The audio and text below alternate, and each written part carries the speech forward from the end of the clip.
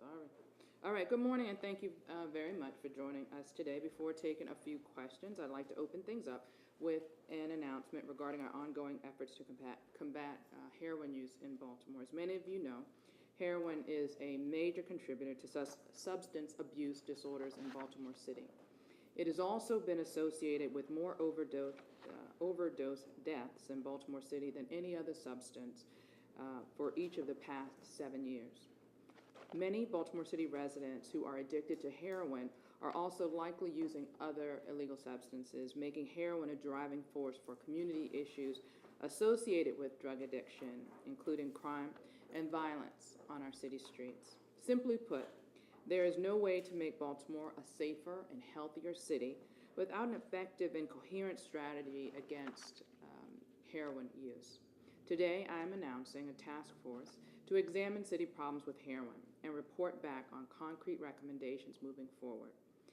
The Heroin Treatment and Prevention Task Force will work to identify ways to improve outpatient treatment for those suffering from substance abuse and related disorders. I've asked that the task force report back to my administration by July of next year. Specifically, I've asked that they provide recommendations for strengthening drug treatment options, improving access to treatment, reducing substance abuse overall in Baltimore City. The task force will also work to strike the right balance between proper access to treatment, as well as balancing the concerns of many communities and businesses who worry about the overpopulation of clinics in some areas. The task force will be overseen by Baltimore Behavioral Health System, which oversees the city's behavioral health system through specialized work groups. This task force will set out to identify the extent of heroin and other substance abuse in the city. It will also determine the unmet need for treatment in the city by identifying those who are seeking treatment but lack access to it. My ultimate goal is to increase the availability and the quality of outpatient services and to provide a more robust structure for supporting residents in recovery. The task force will also explore how to better engage the community and promote positive interactions in neighborhoods where treatment programs operate. As my administration works to implement more comprehensive reforms for heroin treatment, we'll also continue our robust efforts at curbing access to heroin on our city streets and holding dealers accountable for bringing these drugs into our community. We've seen recent progress in some examples of recent progress. Just last month, Baltimore City Police raided the home of a convicted drug dealer and removed nearly $4 million worth of heroin and cash. The drug dealer had been given a chance of turning his life around through Operation Ceasefire, and authorities were able to move quickly in with an arrest once it became clear that the drug dealer wanted to continue going down the wrong path. Now I would like to bring up Baltimore City's Interim Health Commissioner, Dr. Jacqueline Duval Harvey, who will speak a little more about our efforts to combat heroin use and the challenges ahead. Dr. Harvey? Madam Mayor. Good morning, everyone. As the Interim Health Commissioner and also as a licensed psychologist, we understand very fully the difficulties individuals face when they are addicted to substances such as heroin. It is a very, very challenging disorder. It is a brain disease.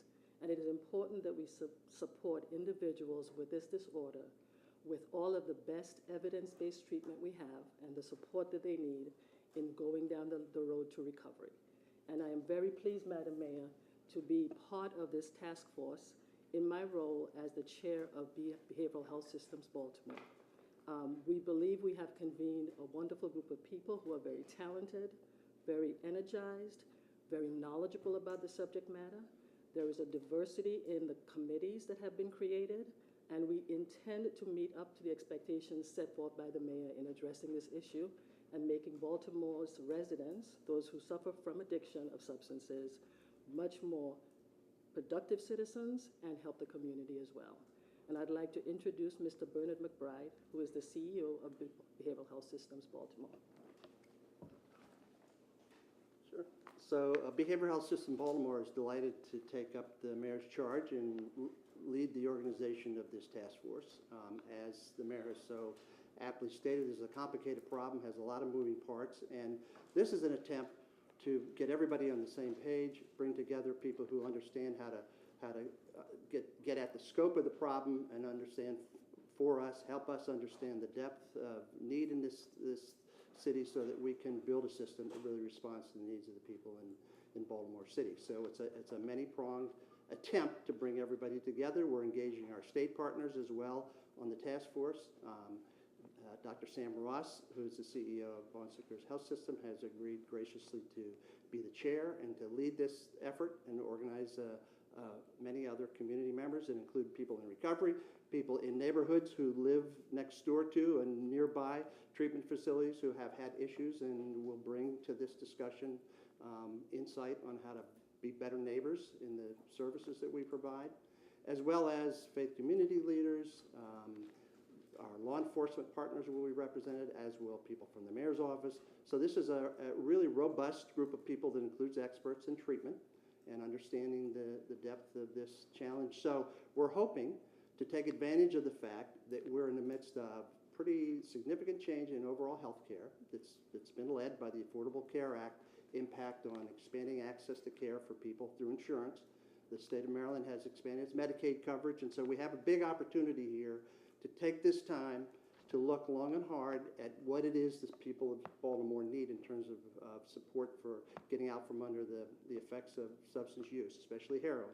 So this is a great time. We're happy to be part of it. We're happy to be leading it. And by next July, we hope to be presenting to the mayor, not just an assessment of where we are in the city in terms of our need and our treatment capacity, but also recommendations for how to proceed.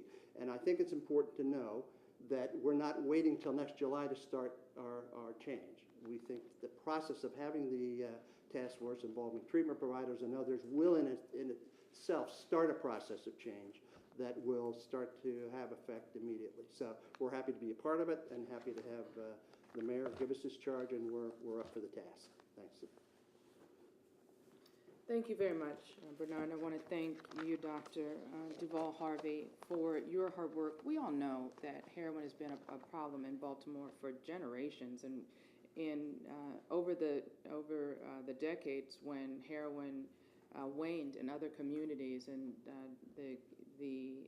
the drug of choice turned to other things, heroin still had a stronghold in Baltimore, and I know that the issue of addiction touches just about every family in our city, and we needed to do more. One of the first things I did as a part of my volunteerism effort was to create the peer-to-peer model, the Recovery Corps, which was using that peer-to-peer model, taking individuals who had had achieved 3 years of success in addiction to help the next generation along. And we were right here in this room in a meeting of community leaders, and someone said, we have so many smart people in this city, and we can't ever figure out why heroin has had such a stronghold on the city. We have to do something more and engage in a different way around this issue, and that's why we're here. And I'm very hopeful that we will use the resources that we have to make more clear the problem as well as the path toward a healthier community citywide. So with that, I'll open it up for questions. Mayor, many people have repeated the statistic about 1 out of 10 Baltimoreans being addicted to heroin, 60,000. I believe that the city believes that number is much lower, maybe around 11 or 12,000. Will any attempt be done during this process to get a real scientific idea of what the scope of the problem, how many residents are addicted? So we've already started that work. We've spent the last few months as we have been developing the ideas around the task force, because for me it's very important not to just create the task force, but for it to have meaning and for us to have a clear direction for where we want to go. And one of the things that we've been working on during that time is getting a better sense of what that number is, and it is closer to 10 or 11 than it is to 60,000. But whether we're talking about 10 or 11,000 or 60,000, the ripple effects impact every part of our city, and it's destroying families, and it's still too many. So I'm hopeful with this group of people who are committed to getting more of our citizens in recovery, more of our citizens healthy, and battling the issue of addiction, in a holistic way, we'll be able to make some significant progress and get the numbers even lower. Madam Mayor, you mentioned treatment facilities. I can't hear you. You mentioned the treatment facilities Mhm. and their kind of clustering areas. I'm particularly thinking about Station North area, where the city's put a lot of investment in trying to bring that area back. Mm-hmm. Do you view these treatment centers and these clusters as an impediment to future redevelopment in areas like that? I think the cluster isn't the issue. It is when we have operators that aren't being good neighbors. I think when you have operators that want to be a part of the community, it doesn't matter if you have 1 or 20. But if you have one bad actor, and when I say that's very lax with how they with the rules of the house, and allow for the types of behavior that is destroying families to creep into their facility, then it becomes a problem in the community. So our hope is through this work to identify best practices when it comes to treatment, as well as figure out from those providers that are living well in communities, what are they doing, so we can learn and spread that with the other providers as well. But do you see any concern, or do you feel any concern about the impact that these clusters have? So again, it's not you're talking about clusters, and I'm talking about the bad actors. When you have a facility that is not integrated in the community, and that is not when you are in a community, you have certain I believe you have certain responsibilities, and when you have facilities that aren't meeting those obligations, it's a problem. So it's not the cluster, it's in my mind, it is the ones that aren't I think fully integrated and committed to being good neighbors in our Baltimore City neighborhoods. I have two questions that are kind of Mhm. technical. A is, how many treatment centers are there in the city of Baltimore? Is it a bigger number now, a less number? Do we know a number? There are 20-some of the treatment centers that usually people reference that provide high volume outpatient services, so 22 or 24 in the city. And is that more, or is it a growing number? Is it a smaller number? Is it? It's growing slowly.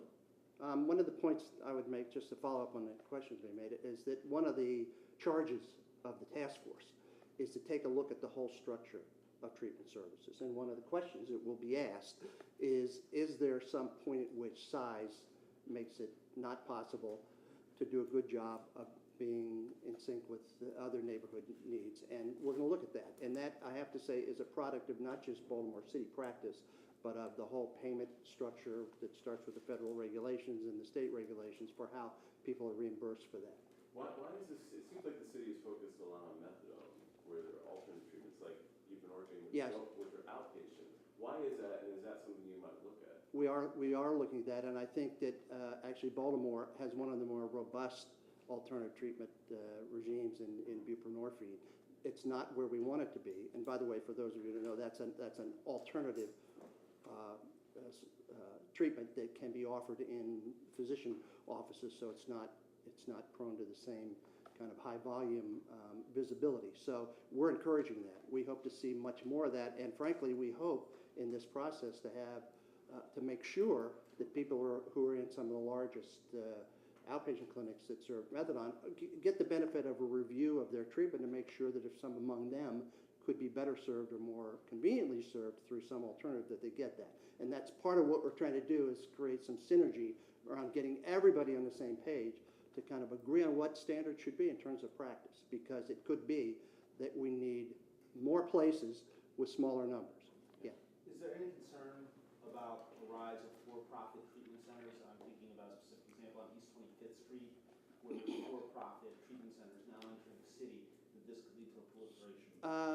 There's always concern, but this is not a concern that's limited to, this is a healthcare concern. This is not just for this particular kind of healthcare. And I think the question of how the profit motive relates to how people get care is one that we will wrestle with and try to keep on top of. But the way to do that is to have agreed upon standards that the federal government, the state, and the local authorities agree on and hold people accountable for. And whether they're motivated in part by profit or whether they're motivated by having being part of providing a good service, they're not mutually exclusive. So I think it ends up being a matter of accountability and having proper standards that everybody's held to.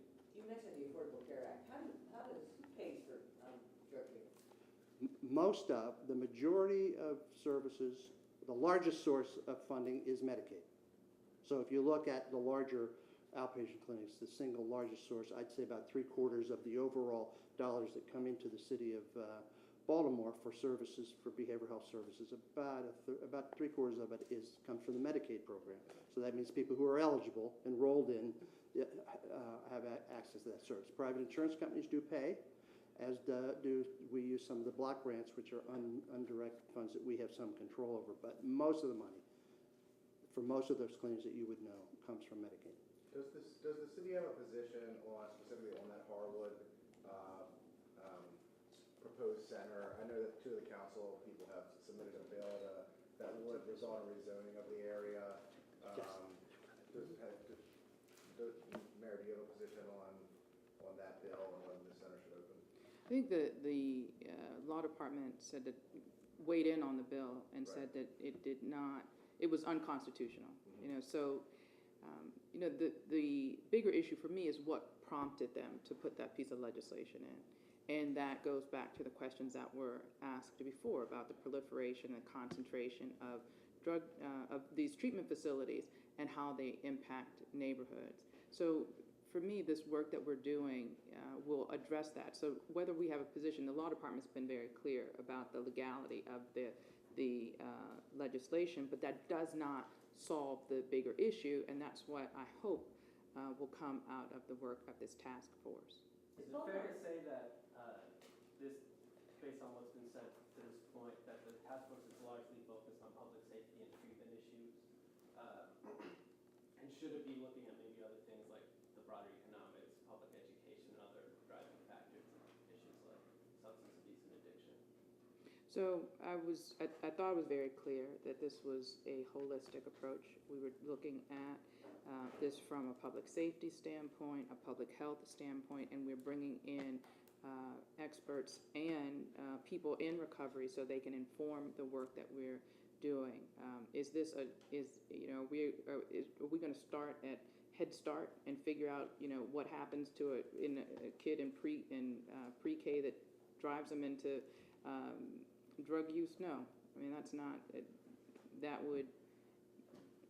wouldn't be a heroin task force. But we are taking a look at the problems as it exists today, taking a look at what resources are available, taking a look at the drivers of heroin traffic, taking a look at how people in recovery are using the services that we have available and to what benefit and what problems that exist.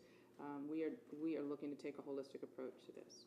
Why form this task force now? I mean, obviously, as you said, this has been a problem for years. Is there an uptick in heroin use? Is it overtaking cocaine? I mean, I think the issue for me was knowing that there had to be a way for us to do things better. That this was an issue that has been persistent in our community, and yet no one has said, let's all get together. Everyone that is providing the services, health professionals, addiction specialists, people in recovery, community leaders, let's all get together and figure out how we can solve this issue. My administration has tackled these types of issues in that type of way before, whether it's the journey home and our efforts to make homelessness rare and brief. It's just, I think, a way that I attack problems, and it was one that has been persistent and I believe deserved attention. Is there anything you can do as an executive right now to curb this problem without forming a task force?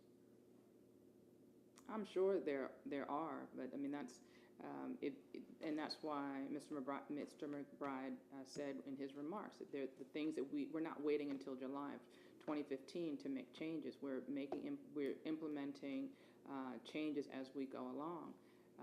I think the work that we've done up to this point with the work through the health department and combining Baltimore, I want to get the names right, Baltimore Behavioral Health and Baltimore Mental Health. yeah, Baltimore Mental Health And Baltimore Systems Substance Abuse and Baltimore Substance Abuse Systems is a way, that work of combining those two very strong organizations into a stronger organization is an example of the work that my administration has done to really galvanize the players and get to a more substantial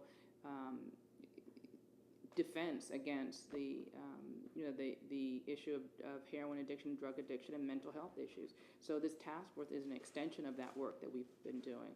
We're looking for innovative ways to deal with drug addiction, and I talked about the peer-to-peer work that's been done.